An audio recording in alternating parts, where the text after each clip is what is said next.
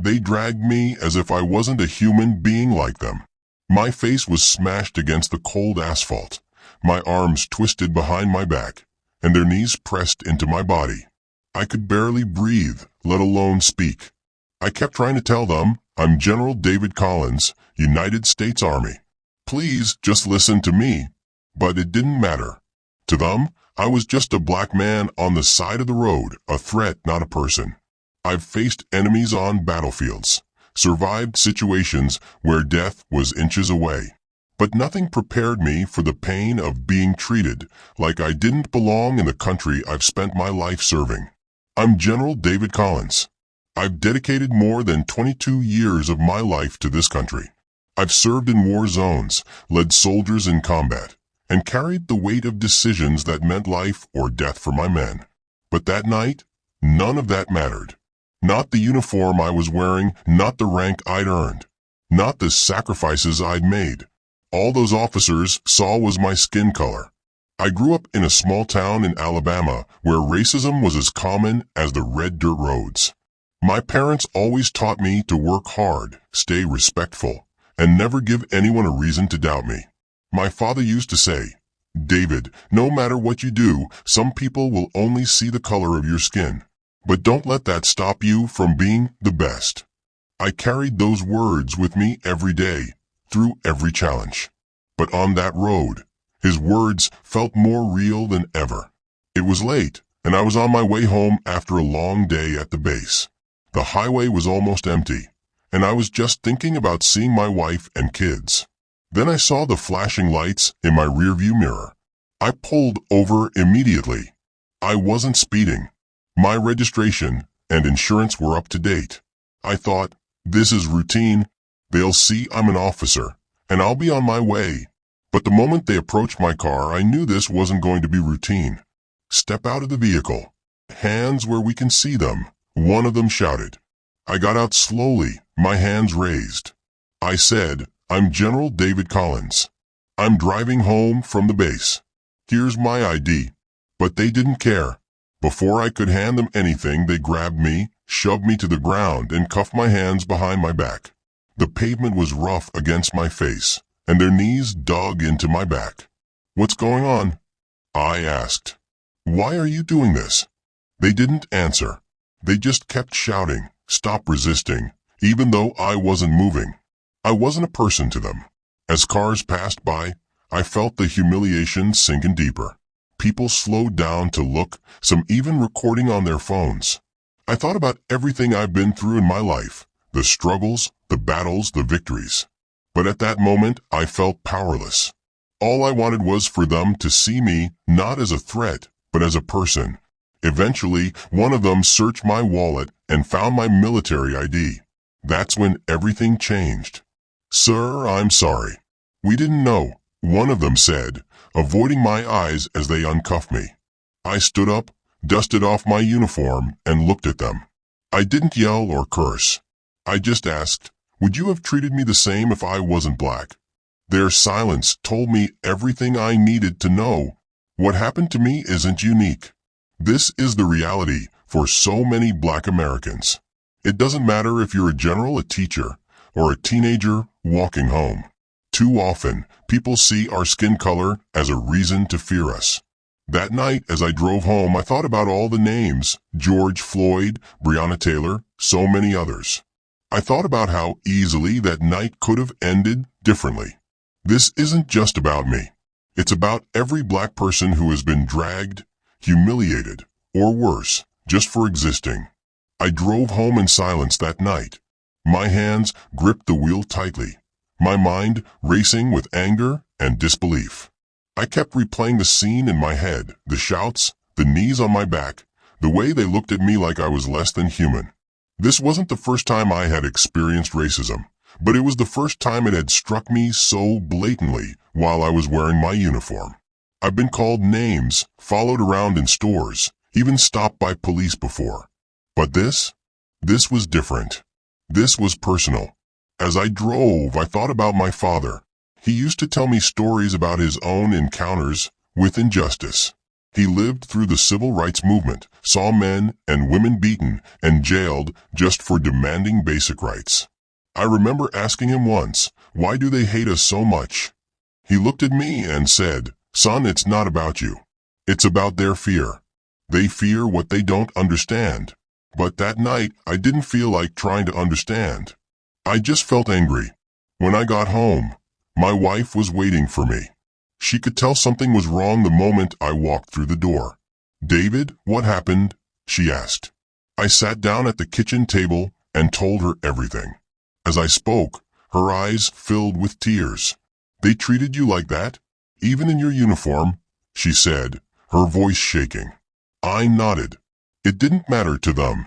The uniform didn't matter. My name didn't matter. All they saw was a black man. She reached across the table and took my hand. "This has to stop," she said. "You can't just let this go." I wanted to let it go. I wanted to forget it ever happened. But deep down I knew she was right. This wasn't just about me. It was about all the people who don't have a uniform or a rank to shield them, all the people who don't get to walk away. Growing up, my mother used to tell me that our family carried the stories of those who came before us. She would sit us down and tell us about my grandfather, who worked as a sharecropper and never once complained about the injustice he faced because he wanted a better life for his children. She told us about my uncle, who marched in Selma and was arrested for standing up for his rights.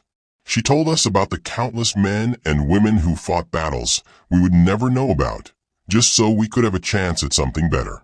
That night, I felt the weight of all those stories. I felt the pain of my ancestors who had endured so much more than I ever would. And I felt the responsibility to honor them by standing up, by speaking out, by refusing to let this kind of injustice go unchecked. The next day, one of the officers who had pulled me over called my office. He wanted to apologize. "Sir, I'm so sorry for what happened," he said. "We didn't realize who you were." I didn't say much. I just listened as he stumbled through his excuses. But one thing he said stuck with me. He said, "If we had known you were a general, we would have handled things differently." That hit me hard. It wasn't really an apology. It was an admission. An admission that they treated me that way because they didn't think I was someone important. And that's the problem, isn't it?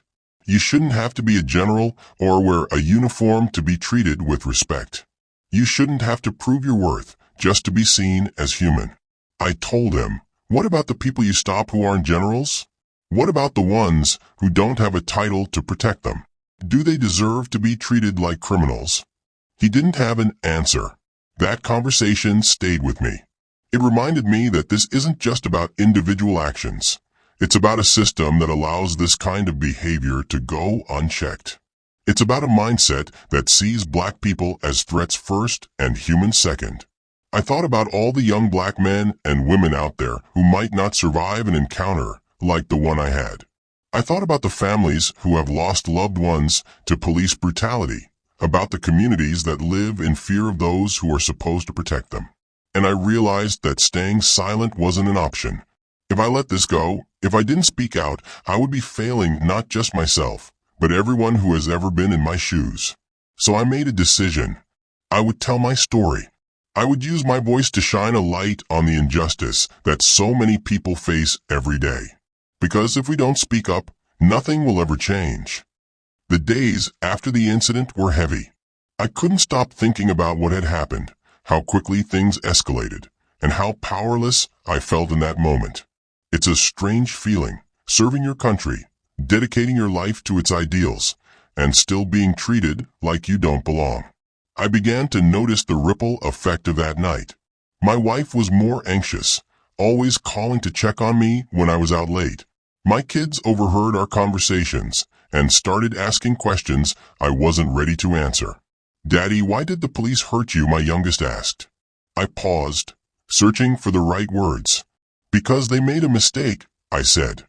She tilted her head, her young mind trying to piece it all together.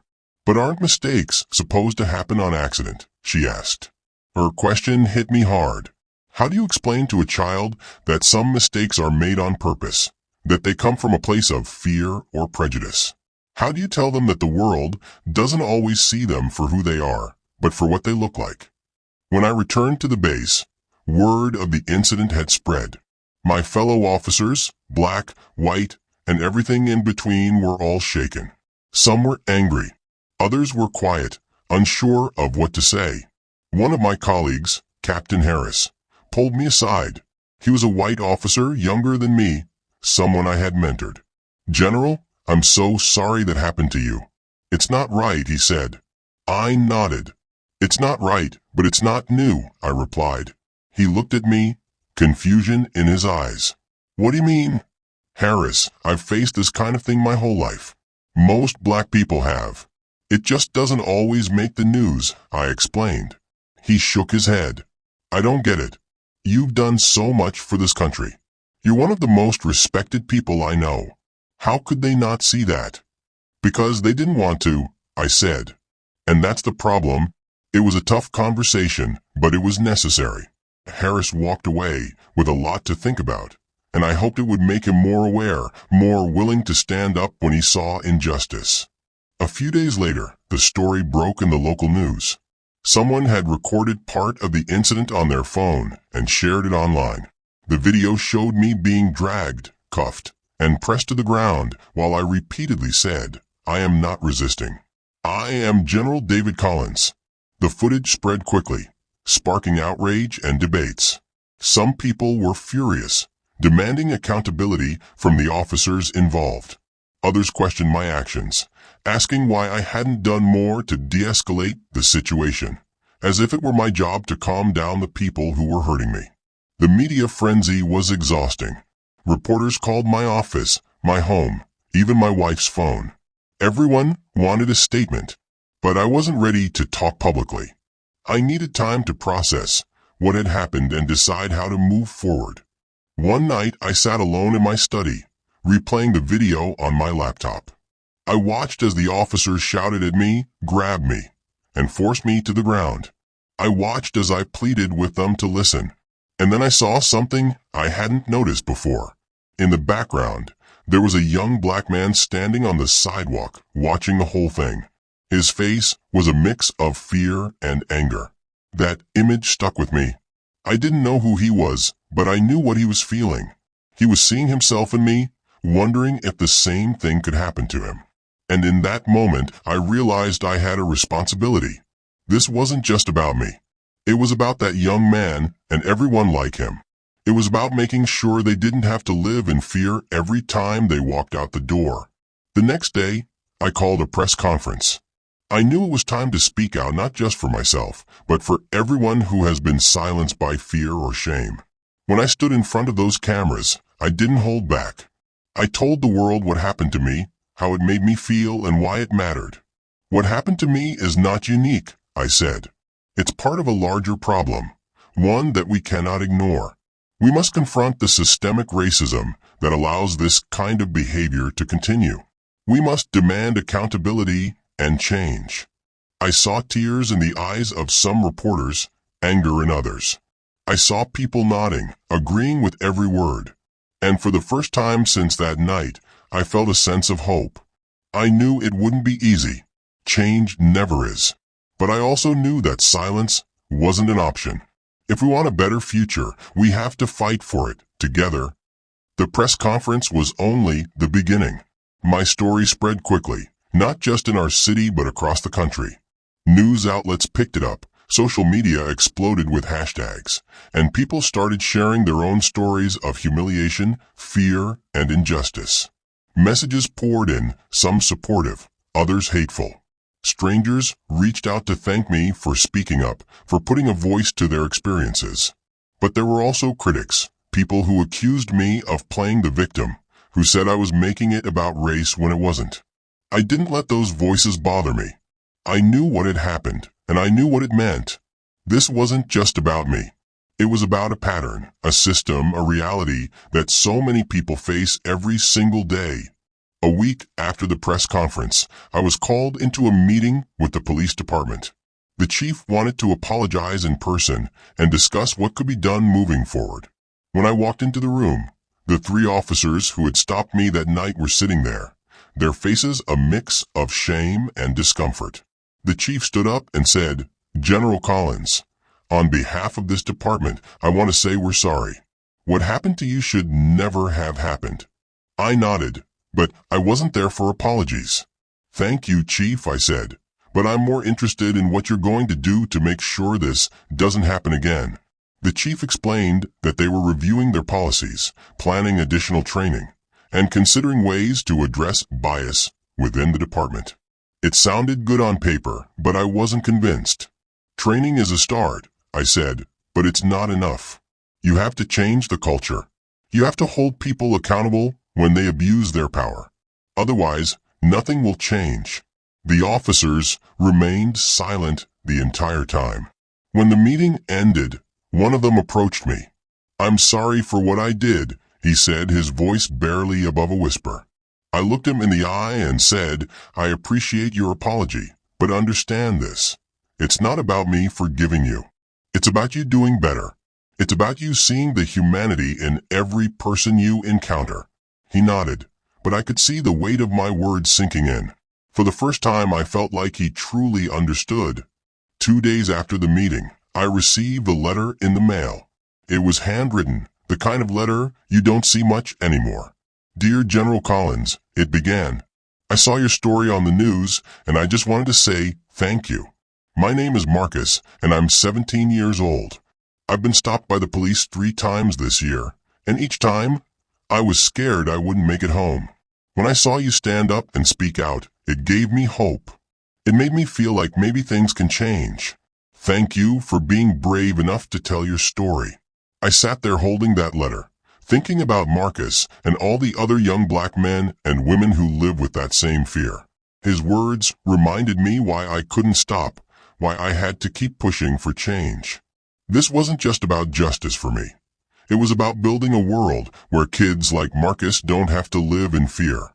With the support of my family and friends, I decided to take things further. I started working with community leaders, activists, and organizations that were already fighting for justice and reform. We held town halls, bringing together police officers and residents to have honest, sometimes uncomfortable conversations.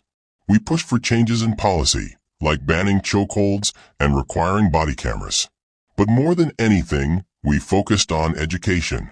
I started visiting schools, sharing my story with students like Marcus, and encouraging them to speak up, to stand together, and to believe in their own power to create change. I told them, "You are not powerless. Your voice matters. And when enough of us stand together, they can't ignore us." The movement grew, not because of me, but because of the countless people who were ready to fight for something better. It wasn't just about protesting. It was about building, creating, and believing in a future where justice wasn't a privilege, but a right. Even as I poured myself into the work, I couldn't ignore the pain I was carrying. That night on the road had left scars, not just on my body, but on my soul. There were moments when I felt angry, moments when I felt defeated. But every time those feelings crept in, I thought about Marcus, about my children, about all the people who were counting on me. And I realized something important. Healing doesn't mean forgetting. It means using your pain to build something better. It means turning your anger into action, your fear into strength, and your sorrow into hope. That's what kept me going. That's what gave me the courage to keep speaking, even when it felt like no one was listening. As the weeks turned into months, the movement started gaining traction. More people joined the fight, young and old, black and white, civilians, and even some police officers who wanted to do better. It wasn't just my story anymore. It was about the countless voices that had been silenced for so long. We began organizing rallies, workshops, and meetings with lawmakers.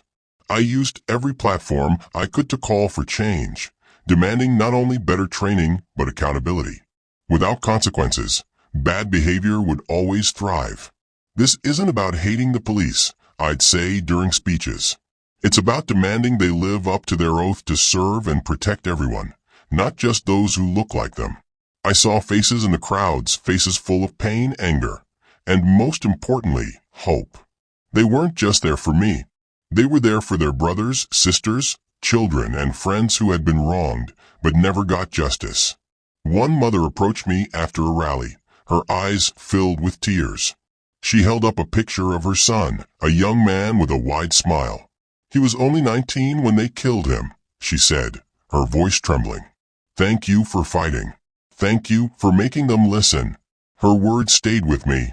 Every time I felt tired or discouraged, I thought about her and all the families who deserved answers and change. Of course, not everyone was on board with what we were doing. There were those who accused us of trying to divide the country, of disrespecting law enforcement, of playing the race card. I even received threats, anonymous letters, phone calls, and messages online. They told me to stop, to go back to my base and stay out of it. But I refused. "You can't scare me," I said to myself. "I've faced bullets and bombs on the battlefield. Your words don't frighten me." Still, the resistance showed just how deep the problem was. It wasn't just about a few bad cops or isolated incidents. It was about a system that resisted accountability, a culture that refused to confront its own flaws. But for every person who pushed back, there were two more who stepped up, ready to fight for justice. And that gave me hope. One of the most powerful things we did was create spaces for people to share their stories. We organized forums where people could come forward and talk about their experiences with racism, police violence, and injustice. The stories were heartbreaking, but they were also powerful. One man, an older gentleman named Charles, stood up at one of our events.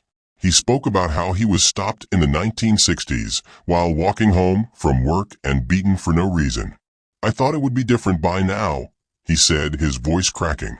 "But it's not, and I don't want my grandchildren to grow up in a world like this." Hearing stories like Charles's reminded everyone in the room that this fight wasn't new. It was part of a long struggle that stretched back generations. And it reminded us why we couldn't stop. As part of our efforts, we started holding meetings with local police departments. Some officers were open to change, others weren't. In one meeting, I sat across from a young officer who looked uncomfortable. He kept glancing at me, then looking away. Finally, I asked him, "Why are you here?" He hesitated, then said, "I don't agree with everything you're saying, but I want to understand." "That's a start," I replied. We talked for hours that day. He asked questions I answered honestly. And by the end, I could see a shift in his perspective. He didn't leave the room fully convinced, but he left thinking, and that was enough for now. If we could change even one mind, it was worth it. One evening, I found myself back on the road where it all happened. I parked my car on the shoulder and stepped out, the memories rushing back. I stood there for a long time, staring at the spot where they had forced me to the ground. I thought about how close I had come to becoming another statistic, another name on a long list of black men and women who didn't make it home. But then I thought about everything that had happened since that night, the movement we'd started, the lives we'd touched, the change we were beginning to see. And for the first time in months, I felt a sense of peace. This fight wasn't over. It might never be fully over, but we were making progress, and that meant everything. I left that spot with a renewed sense of purpose. This wasn't just about fixing a broken system. It was about building a better one. It was about creating a world where my children and their children wouldn't have to live in fear. As I drove home, I made a promise to myself. I would keep fighting, no matter how long it took, no matter how hard it got. Because this fight wasn't just for me. It was for all of us. They say time heals all wounds, but some wounds don't heal without action. That night on the side of the road changed my life forever. Not because it was unique, but because it forced me to face a truth I had always known but tried to push aside. The fight for equality and justice is far from over. For hours, days, and months after that night, I wrestled with anger, fear, and frustration. But I also found something unexpected: purpose. My story wasn't just my own. It was a reflection of the experiences of millions of Black Americans. It was a reminder of the work we still have to do. I realized something else too. Change isn't just about policies or laws. It's about hearts and minds. It's about seeing one another's humanity, recognizing our shared pain, and understanding that we are stronger when we stand together. There's something we all need to understand. Racism isn't just about individual actions. It's about a system, a mindset, a culture that allows discrimination to thrive. It's about seeing a black man on the side of the road and assuming he's a threat, rather than a father, a husband, or a soldier. But here's the thing. Systems are built by people, and people can change. It won't be easy. It won't be quick. But it's possible if we're willing to do the work. We have to teach our children to love instead of hate, to see differences as strengths instead of threats. We have to hold our leaders accountable, demand better from those in power, and refuse to settle for anything less than justice. To the officers who stopped me that night, and to others like them, I don't hate you. I don't wish you harm, but I do demand better. I demand that you see the people you serve as human beings, not as suspects. Ask yourself, every time you put on that badge, am I making my community safer? Am I treating people with respect? Am I part of the problem or part of the solution? The choice is yours, and the responsibility is great. But so is the opportunity to make a difference. To my brothers and sisters, to allies and advocates, to anyone who believes in justice, this fight isn't over. It's not enough to be angry. It's not enough to post on social media or attend a rally. We have to take real meaningful action. Vote for leaders who stand for equality. Support organizations that fight for justice.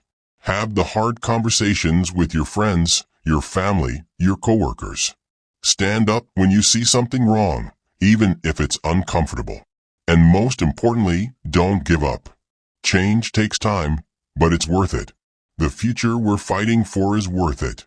As I sit here today, telling you my story, I feel hopeful. Not because everything is fixed, it isn't. But because I see people coming together, refusing to stay silent, and demanding better. I think about my children, about Marcus and others like him. I think about the countless lives that have been lost, and I remind myself that their stories matter. Their voices matter. And so do yours. We can't change the past, but we can shape the future. And together, we can create a world where no one has to feel the way I did that night. A world where every person is treated with the dignity and respect they deserve. That's the world I'm fighting for. And I hope you'll join me. This story isn't just about me. It's about all of us.